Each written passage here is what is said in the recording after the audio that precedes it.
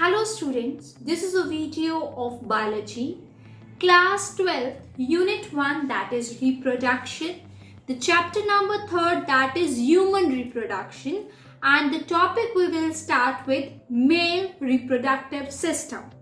So students, in my previous video, I have discussed with you about some definition which are very important in human reproduction, and in today's video, we will discuss about male reproductive system. So students, let's begin about the human reproduction, right?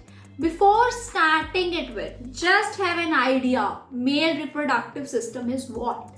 Which is present in a male, in a humans, right? Which help in the reproduction process. Now I hope that everyone is clear with what do you mean by reproduction, right? And how it takes place in humans. Everything is clear, I think so, right? So moving to the next, first of all, male reproductive system, we will start with the structure. How it is structured. If you draw it, it is little bit difficult, but when you draw with a random position and you draw like 4 to 5 times, you are easily drawn it. It's really easy to draw if you haven't fully practiced, okay? So starting from the structure, there is a testes. Now, there are testes because testes are present in pairs. But in some diagrams, you must see that testes is a single because they only present you the half view of male reproductive system. So testes is in a pair, okay, and they always present in a scrotum, a pouch like scrotum which is outside the body. Testes are always present in scrotum. Scrotum is just like a part or a sac like structure, a bag like structure which is outside from the human body. Why it is present in scrotum? Why it is not present in the human body? Because testes needs a optimum temperature for sperm formation, right? There are 250 testicular lobules present in a testis and sperms are produced by seminiferous tubules, okay? And each lobule contains 1, 2, 3 seminiferous tubules. Imagine it. Each testis contains more than 250 lobules. Each lobule contains 1, 2, 3 seminal vesicles or seminiferous tubule, and each seminiferous tubule is formed what? Sperm. So the number of sperm is you can guess, right? So this is all about a testis, right? And if someone asks you why testis is present outside the human body, the correct answer will be to provide an optimum temperature so that testes are able to produce sperms. Now, there are two types of cell present in the internal lining of seminiferous tubules. I hope it is clear with you what do you mean by seminiferous tubules. That in a testis there are lobules and each lobule have a seminiferous tubule which help in the formation of sperms. So, seminiferous tubules have two types of cells we will discuss in the lining. That the first one is Leydig cells, right? The Leydig cells are what here? There are Leydig cells, okay, and there are other germ layers also. Like if I will let you know, there are spermatogonia. They are just germ cells of males, right? That undergo mitotic and form 4 sperm. One is forming 4 sperms. Try to understand, right? And Sertoli cells. These cells provide nutrition to germ cells. I will again repeat, there are two types of cells present in the lining of the seminiferous tubule. The one is the germ cells, right? And the second one is Sertoli cells. Germ cells are helpful for the formation of sperms, and one germ cells undergoes mitotic division and form 4 sperms, and Sertoli cell provide the nourishment to the germ cell, students. Now, there is other cell like the Leydig cells, which we also call that intestinal cells.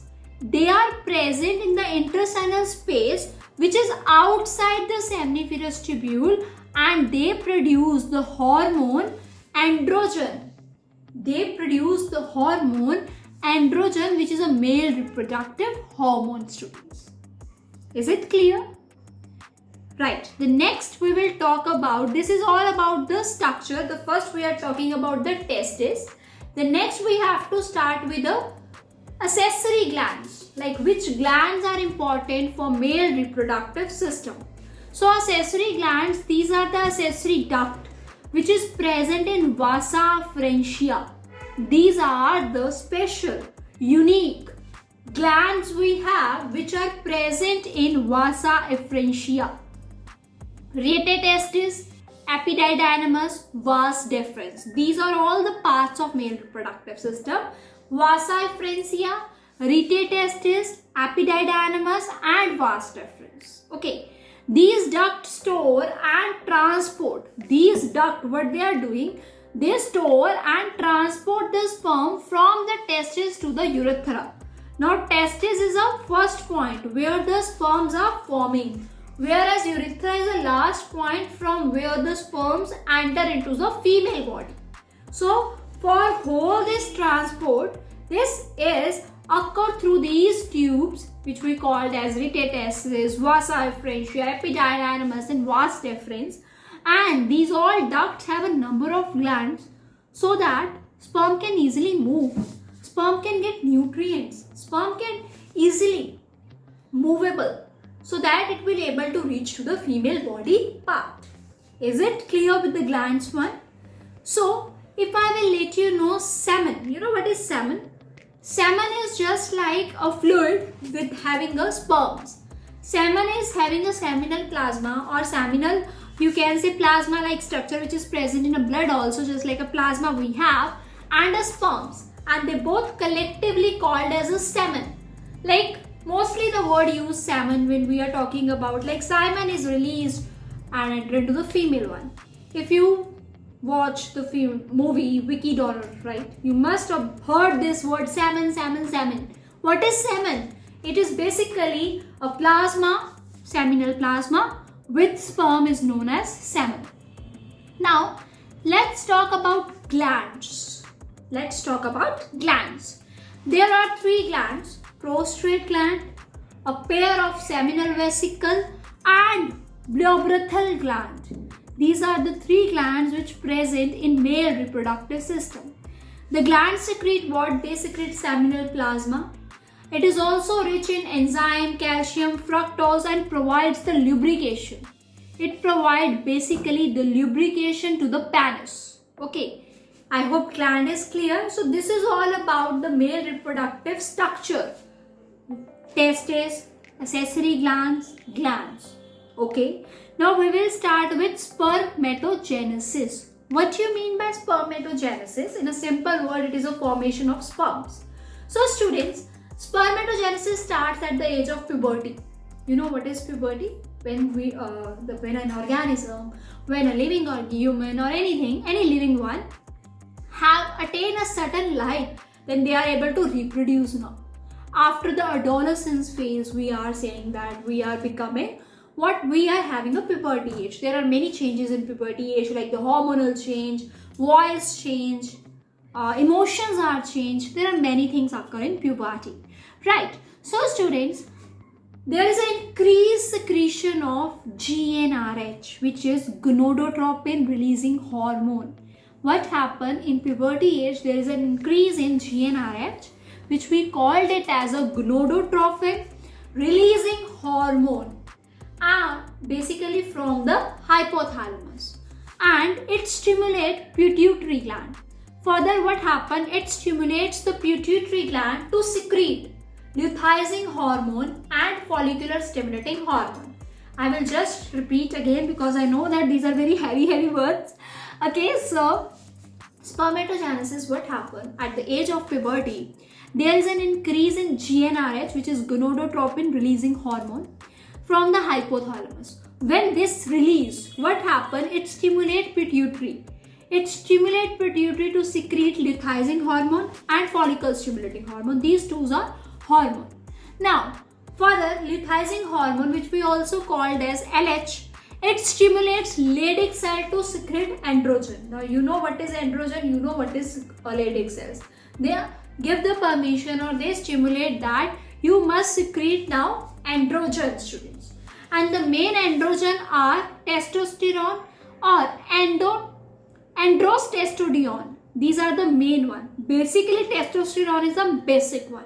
Okay, and these hormones help in the process of spermatogenesis. These both hormones help in the process of spermatogenesis. Now, students, this I am talking about the LH hormone. Now, it also stimulates FSH, which we called as a follicle stimulating hormone. So, follicle stimulating hormone, it stimulates Sertoli cells to secrete factors. It stimulates Sertoli cell to secrete factors which help in the process of spermiogenesis. Now, spermiogenesis is simply the formation of sperms we have. Now, spermatogonia, they are diploid. It means they have a 46 number of chromosomes and divide by mitotic division to form multiple cells called primary spermatocyte. Okay, spermatogonium cells or spermatogonia, they divide to form number of spermatocytes, right? And each primary spermatocyte again divide mitotically to first form a haploid one, that is N, means half number of chromosome, to form haploid secondary spermatocyte, which is always in equal size. Try to understand. Firstly, there is spermatogonia. It will be diploid. It will divide into many primary spermatocytes. Then primary spermatocyte again divide and form secondary spermatocyte. But the secondary spermatocyte is haploid, whereas rest of them are diploid, students.